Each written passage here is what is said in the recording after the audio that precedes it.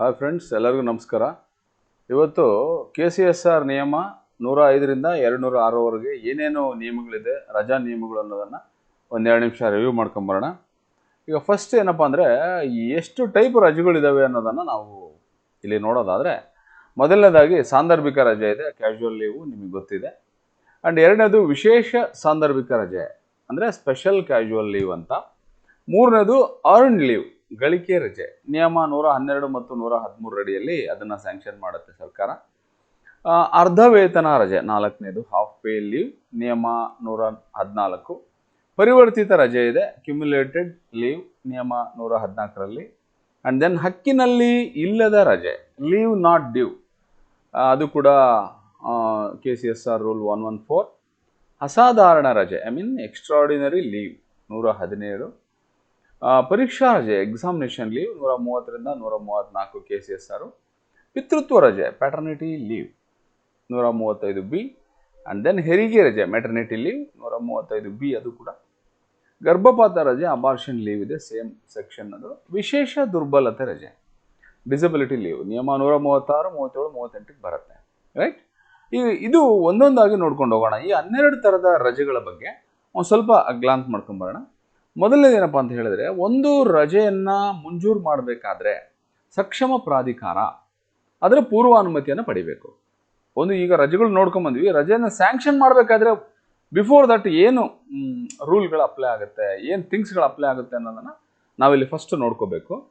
ಏನಪ್ಪ ಅಂದರೆ, ಸಕ್ಷಮ ಪ್ರಾಧಿಕಾರಿಯಿಂದ ಪೂರ್ವಾನುಮತಿ ಪಡೆದು, ಸಕ್ಷಮ ಪ್ರಾಧಿಕಾರಿ ಎಂದರೆ ಯಾರು ಅಂದರೆ ರಜೆಯನ್ನು ಮಂಜೂರು ಮಾಡುವ ಪ್ರಾಧಿಕಾರ ಅಂತ. ನಾರ್ಮಲಿ ಏನಾಗುತ್ತೆ, ಡ್ರಾಯಿಂಗ್ ಆಫೀಸರ್ ಅಂತ ನಾವು ಕರಿಬೋದು. ಕೆಲವೊಮ್ಮೆ ಡ್ರಾಯಿಂಗ್ ಆಫೀಸರ್ ಅಲ್ಲನೂ ಕೂಡ ಸಕ್ಷಮ ಪ್ರಾಧಿಕಾರಿ ಬರ್ತಾರೆ. ಈಗ ಉದಾಹರಣೆ, ಈ ಗ್ರಾಮ ಪಂಚಾಯತಿಗಳಲ್ಲಿ ಲೀವನ್ನು ಮಂಜೂರು ಮಾಡಬೇಕಾದ್ರೆ ಅಥವಾ ಅವರ ಅಧ್ಯಕ್ಷರದು ಇದು ತಗೋಬೇಕು ಅನ್ನೋಂಥದ್ದು ಇರುತ್ತೆ. ಈ ಥರದ್ದೆಲ್ಲ ಬೇರೆ ಯಾವ್ಯಾವ ಡಿಪಾರ್ಟ್ಮೆಂಟಿಗೆ ಯಾವ್ಯಾವ ಲೀವ್ನ ಯಾರು ಸ್ಯಾಂಕ್ಷನ್ ಮಾಡಬೇಕು ಅನ್ನೋದಕ್ಕೆ ಅದು ಒಂದು ಸರ್ಕ್ಯುಲರೇ ಇದೆ. That is a different issue. But ರಜೆ ಮಂಜೂರು ಮಾಡಬೇಕಾದ್ರೆ ಸಕ್ಷಮ ಪ್ರಾಧಿಕಾರಿ ಅಂದರೆ ಅವರ ಮೇಲಿನ ಅಧಿಕಾರಿ ಅಂತ ಅರ್ಥ ಬರುತ್ತೆ.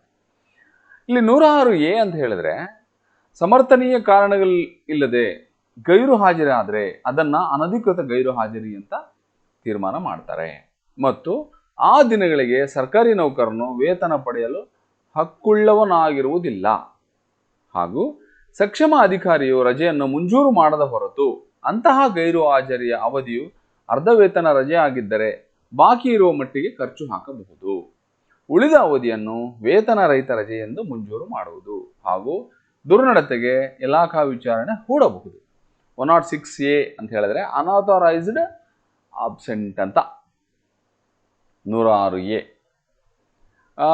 ನೀವು ಕೇಳ್ಬೋದು, ಇಲ್ಲ ನಾನು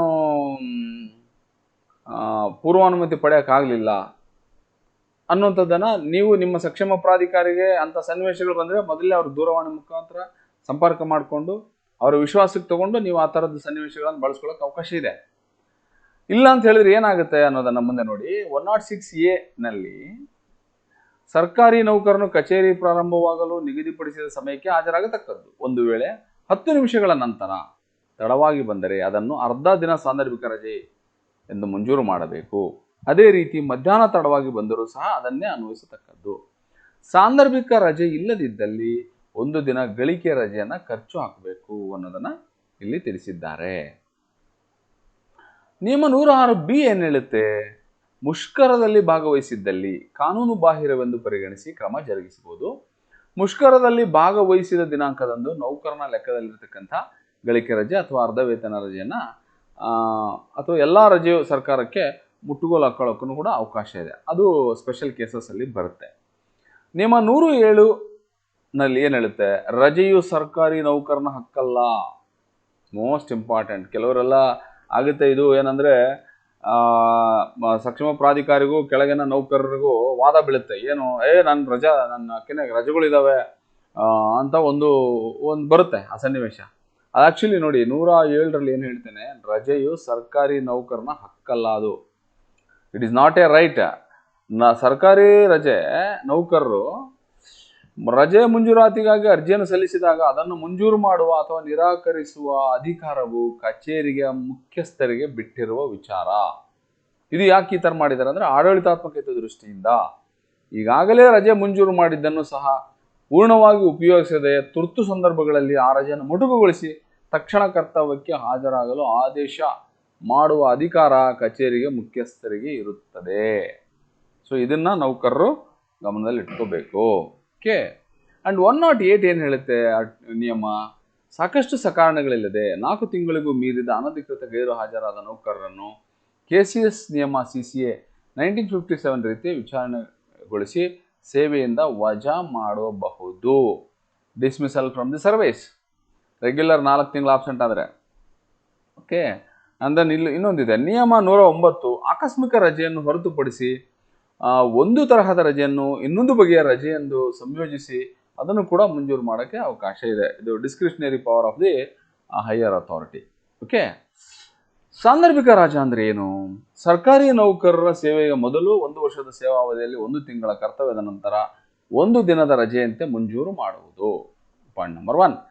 ಪಾಯಿಂಟ್ ನಂಬರ್ 2, ಆ ನಂತರ ಪ್ರತಿ ವರ್ಷ ಜನವರಿ 1ಕ್ಕೆ 15 ದಿನಗಳ ಮುಂಗಡವಾಗಿ ಜಮೆ ಮಾಡಿ ಸರ್ಕಾರಿ ನೌಕರನಿಗೆ ಅರ್ಧ ದಿನ ಸಾಂದರ್ಭಿಕ ರಜೆಯನ್ನು ಕೂಡ ಮಂಜೂರು ಮಾಡೋಕ್ಕೆ ಅವಕಾಶ ಇದೆ.